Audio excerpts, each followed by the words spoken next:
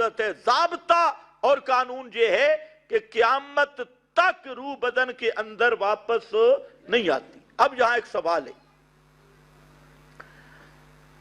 کہ جب روح واپس نہیں آتی تو عذاب ثواب کیا ہے؟ تم قبر کے عذاب ثواب کا منکر ہو،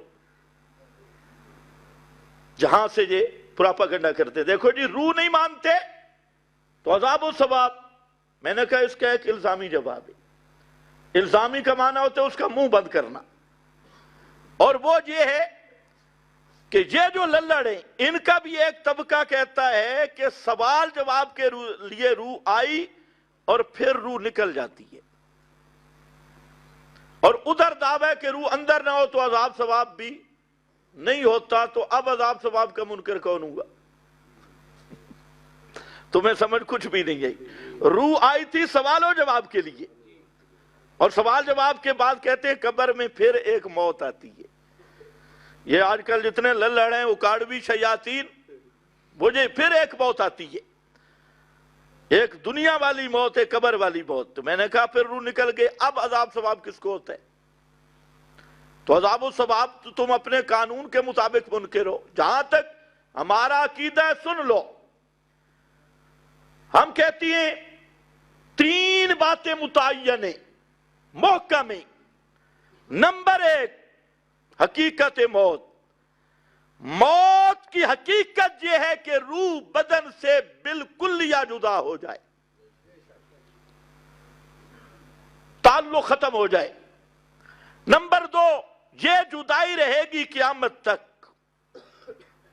اور نمبر تین، اس حالت میں کوئی مرنے والا وہ دنیا والوں کا ادراک نہیں رکھتا، نہ دنیا والوں کی بات سن سکتا ہے، نہ دنیا کی اشیاء کو دیکھ سکتا ہے، نہ سونگھ سکتا ہے، نہ چکھ سکتا ہے دنیا والی چیزیں۔ ہاں، برزخ کا ادراک اس کو بالکل ہے، لیکن دنیا کا ادراک بالکل نہیں۔ اس کی ایک ادنا اور ناقص سی نظیر میں پیش کرتا ہوں، وہ عالم خواب ہے، لیکن یہ خواب ہے اور برزخ کے دکھ درد حقیقت ہے، اس لیے وہ پوری تمثیل نہیں۔ لیکن ایک آدمی خواب میں سو گیا تو چارپائی پہ آپ کے سامنے اس کا وجود جہاں پڑے، لیکن وہ رو بھی رہا ہے، ہنس بھی رہا ہے، دوستوں کو مل بھی رہا ہے، بھاگ بھی رہا ہے۔ تو وہ کیا ہے؟ ایک خاص قسم کا ادراک ہے۔ بعض کہتے ہیں روح گئی ہے، روح ادھر ہی ہے، وہ ادراک نکلا ہے۔ اور یہ عالم مثال کا ایک ادراک ہے جہاں یہ کان نہیں سنتے، لیکن عالم خواب کا ایک ادراک ہے اس کو، اور موت کے بعد جو ادراک ہوتا ہے وہ عالم برزخ کا ہے، برزخ اور آخرت کا ادراک ہے۔ تو نہ دنیا والوں کی نہیں سنتا، اور آخرت کے احوال اس کو صحیح جانتا ہے، آخرت کی لذت، آخرت کا عذاب اس کو وہ پہچانتا ہے، لیکن دنیا والوں کی بات نہیں سنتا۔ اسی لیے ما انت بمسمع من فی القبور انک لا تسمع الموتى ان تدعوہم لا يسمعوا دعاءکم۔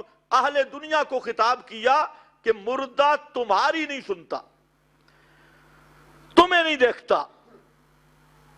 ایک دوسری بات یہ سمجھو، یہ تین باتیں محکم ہیں، اور چوتھی بات عذاب قبر بھی برحق، ثواب قبر بھی برحق، لیکن عذاب و ثواب کی جو کیفیت ہے یہ متشابہات سے ہے۔ کس سے ہے؟ بولو بولو اونچے، کس سے ہے؟ متشابہات سے۔ اور متشابہات سے اسی لیے ہے کہ روح بدن میں واپس نہیں آتی۔ اگر روح بدن میں ہو تو متشابہات سے کیسے؟ حضرت شاہ ولی اللہ نے لکھا متشابہات سے، نصفی عقائد میں لکھا ہے بما یعلمہ اللہ، متشابہات سے ہے۔ علامہ انور شاہ صاحب نے لکھا متشابہات سے ہے۔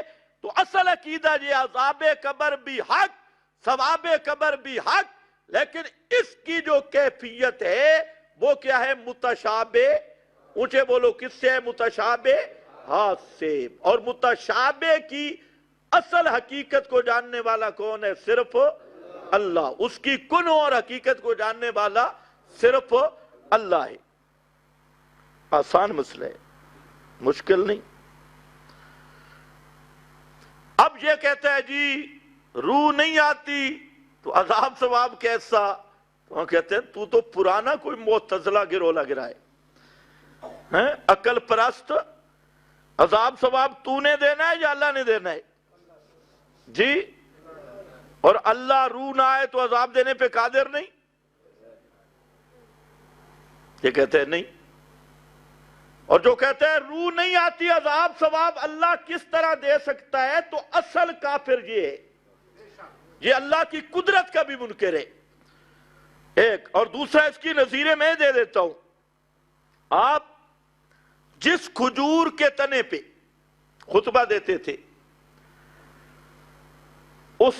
وہ تنا رویا کہ نہیں رویا؟ جی، اس کے اندر روح آ گئی تھی؟ اچھا، بغیر روح کے رو رہا تھا؟ توجہ ہے؟ قرآن کہتا ہے اِن شَيْءٍ إِلَّا يُسَبِّحُ بِحَمْدِهِ، پتھر تسبیح کرتے ہیں، پتھروں میں روح آ گئی ہے۔ اب یہ جی روح نہیں، کہ عذاب ثواب کیسے؟ وہ بھونی ہوئی بکری آئی، آپ کے صحابی نے بھی بوٹی کھائی اور آپ نے منہ میں رکھی، بھونی ہوئی بکری کی بوٹیاں، تو وہ بول پڑی ہمارے اندر زہر ہے۔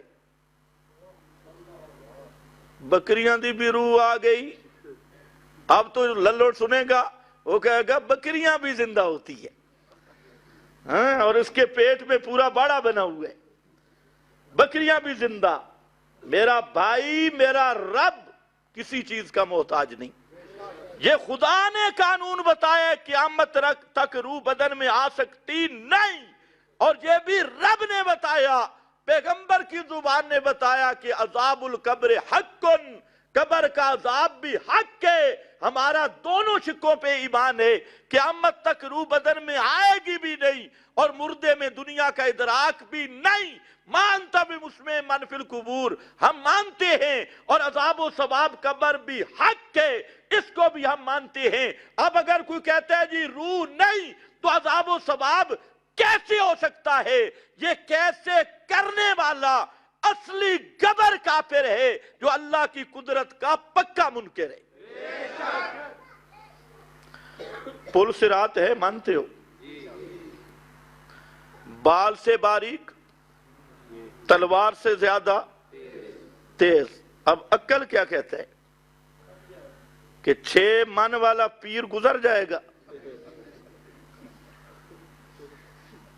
اتنی بھاری لاش تم گزر جاؤ گے؟ ابھی دھاگا بار رکھتی ہے۔ عقل کہتا ہے کہ گزرنا بہت مشکل ہے، اس کو ہم کہتے ہیں گزرنا حق ہے، لیکن گزریں گے کیسے؟ یہ متشابہات سے۔ گزرنا حق ہے، اور گزریں گے کیسے؟ یہ گزارنے والا جانتا ہے۔ اب جو عقل پرست تھے انہوں نے کہا نہیں جی نہیں، تلوار سے تیز، بال سے باریک، چھدرودہ بندہ ہے اسا کہ میں آنکھ مارا ہنج آنکھ لنگوڑ نہ رہا کوئی نہیں۔ عقل تو یہی کہتا ہے، لیکن ہم نے کلمہ محمد مصطفیٰ کا پڑھا ہے صلی اللہ علیہ وسلم۔ جب آپ نے کہہ دیا ہمارا ایمان ہے، وہ پل حق ہے، اس سے گزرنا بھی حق ہے۔ جنت میں جنتی اللہ کو دیکھیں گے یا نہیں؟ وہ ٹائم بہت اوپر گیا۔ جنتی اللہ کو دیکھیں گے یا نہیں؟ اچھا، جس چیز کو دیکھا جاتا ہے اس کے لیے تو جسم ہونا ضروری ہے۔ عقل کیا کہتی ہے؟ جسم نہ ہو تم دیکھ سکتے ہو؟ پھر فاصلہ ہونا ضروری ہے۔ آپ اس ستون کو دیکھ سکتے ہیں، اپنے چہرے کو نہیں دیکھ سکتے، فاصلہ نہیں ہے۔ پھر تیسرا، جس چیز کو آپ نے دیکھنا ہے اس کا کسی جگہ پہ ہونا ضروری ہے۔ چوتھا، اس کا کوئی رنگ ہونا ضروری ہے۔ ہوا موجود ہے، آپ کو نظر آتی ہے، رنگ ہونا ضروری ہے۔ اور اللہ ان چاروں چیزوں سے پاک ہے، اس جسم سے بھی پاک، رنگ سے بھی، اس کا رنگ ہے توحید والا، جو رنگ بے رنگ ہے، اس کی ذات رنگوں سے بھی پاک، کسی جگہ پہ ٹھہرنے سے بھی ہے، جس طرح آج کل غیر مقلدوں نے کام شروع کیا ہے، اللہ ان کو بھی ہدایت دے۔ استواء علی العرش کا معنی سمجھ نہیں آیا اور انہوں نے کہنا شروع کیا جیسے ہم کہیں بیٹھے ہوتے اللہ بھی کہیں بیٹھا ہوا ہے، اور جو مکان کا محتاج ہو وہ اللہ نہیں ہے۔ عرش نہیں بنا تھا تب بھی اللہ تھا، عرش ختم ہو جائے تب بھی اللہ ہے۔ توجہ ہے نا، عرش مخلوق ہے، وہ ازلاً ابداً ہے۔ اب یہ چاروں چیزیں نہیں، یہاں پر بھی للڑوں کے جو باپ دادا تھے پہلے معتزلہ، اصل معتزلی یہ للڑے، وہ معتزلہ وہ کہنے لگے جی ہم کیسے مانیں قیامت کے دن اللہ کا دیدار کس طرح ہو سکتا ہے؟ اللہ مکان سے بھی پاک، رنگ سے بھی پاک، جسم سے بھی پاک۔ توجہ ہے؟ تو پھر دیدار کیسے ہوگا؟